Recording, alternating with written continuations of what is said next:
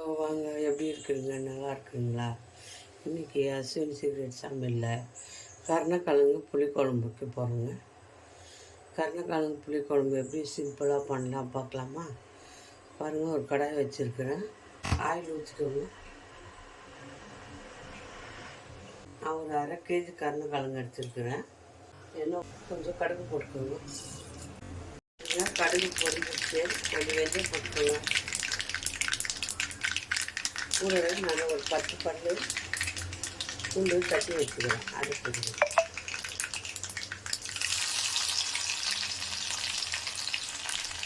ஒரு 10 பல்லு பூண்டு எடுத்து நல்லா தட்டி போட்டுருவேன். நல்லா வாசனையாக இருக்கும். பாருங்கள், சின்ன வெங்காயம் எடுத்துருக்கிறேன். சின்ன வெங்காயம் தான் நல்லாயிருக்கும் புளிக்குழம்புக்கு. பாருங்கள், சின்ன வெங்காயம் கொஞ்சம் பொடியாக நறுக்கிட்டுங்க. பூண்டு கலர் வந்துச்சு, நம்ம வெங்காயம் போட்டுக்கலாம். வெங்காயத்தை போட்டு நல்லா வதக்கணும்.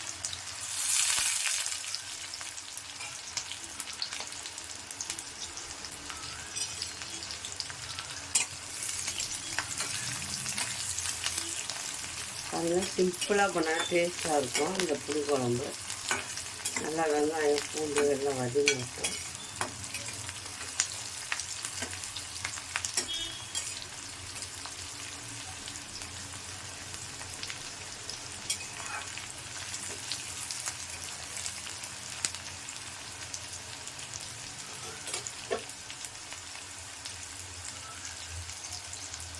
இப்போ நான் கருணக்கிழங்கு பாருங்கள் கட் பண்ணி வச்சுக்கிறேன். இந்த மாதிரி பொடி பொடியாக 1/2 kg கருணக்கிழங்கு எடுத்தேன்.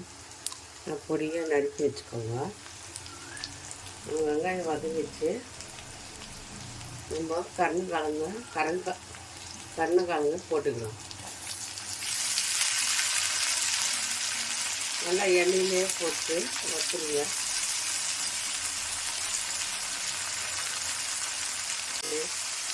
கருணக்கிழங்கு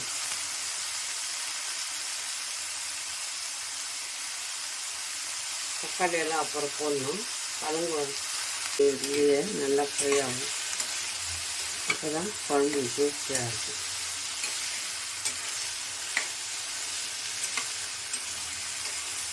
இது நல்லா வதக்கிடுங்க. நல்லா எண்ணெயிலே பாருங்கள், வெங்காயம் பூண்டு 5 நிமிஷம் நல்லா வறுத்துட்டு மூடி வச்சுருங்க. இந்த காய் வெந்துடும் நல்லா. அதுக்கப்புறம் நம்ம மசாலா போட்டுக்கலாம். ஒரு 5 நிமிஷம் நல்லா இதில் வேகட்டுங்க. இப்போ நம்ம அது மூடி போட்டு நம்ம சிம்மில் வச்சுடுவோம். மூடி போட்டு ஒரு 5 நிமிஷம் சிம்மில் மூடி வச்சு வேக வைங்க. மூடி வச்சு ஒரு 5 நிமிஷம் நம்ம அப்பப்போ திறந்துட்டு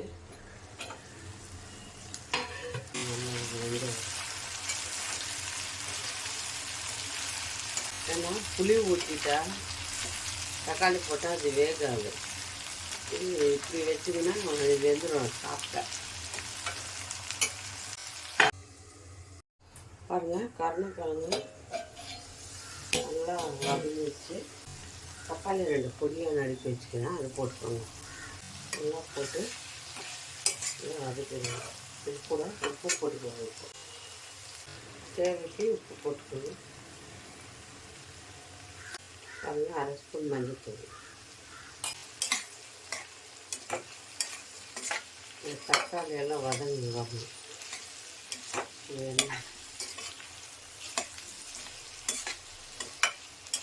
காரத்துக்கு எவ்வளோ காரம் வேணும். இப்போ ஒரு 5 நிமிஷம் நல்லா மூடி வச்சுருங்க. தக்காளி எல்லாம் கரைஞ்சி வந்துட்டு அப்புறம் புளி ஊற்றிக்கணும். பாருங்கள், ஒரு 5 நிமிஷம் விட்டு நல்லா உப்பி பாருங்கள். நல்லா வெந்துச்சு. தக்காளி எல்லாம் கரைஞ்சி எடுத்துருப்பாங்க.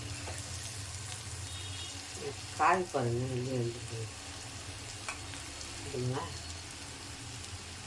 காய் எப்படி வெந்துச்சுங்க. இப்போ புளி ஊற்றிக்கலாம்.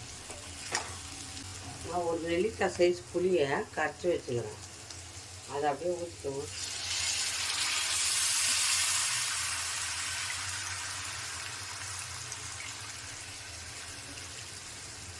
பாருங்கள், இவ்வளோ தான் நான் புளி ஊற வச்சுட்டேன். கொஞ்சமாக ஊற வச்சு கரைச்சி வச்சேன்.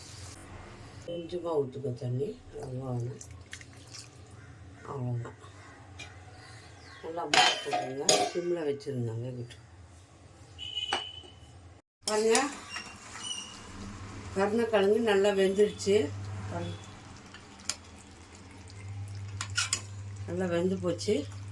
பாருங்கள், புளி ஊற்றி கருணக்கிழங்கு புளி குழம்பு பாருங்கள், ரொம்ப டேஸ்டியாக இருக்கும், அருமையாக இருக்கும்.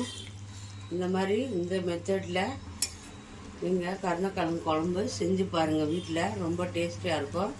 செஞ்சு பார்த்து கமெண்ட் போடுங்க, லைக் பண்ணுங்கள், ஷேர் பண்ணுங்கள், சர்ப்ரைஸ் பண்ணுங்கள் அஸ்வினி சீக்ரெட்டை. பாருங்கள் எவ்வளோ டேஸ்டியாக இருக்குது. இன்னொரு டிஷ்ஷில் பார்ப்போம்.